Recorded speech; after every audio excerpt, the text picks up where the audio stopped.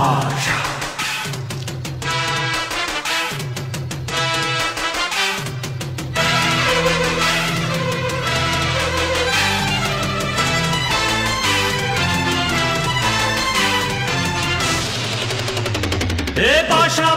பாஷா பாரு பட்டாளத்து நடைய பாரு பகை நடுங்கும் படைய பாரு கோட்டு சூட்டு ரெண்டும் எடுத்து கோட்டு நடக்கும் புலிய பாரு அற்று எரியும் நெருப்ப போல சுட்டெரிக்கும் விழிய பாரு ரத்தம் வேர்வை ரெண்டும் கொண்ட ராஜாங்கத்தின் மன்னன் தானடா.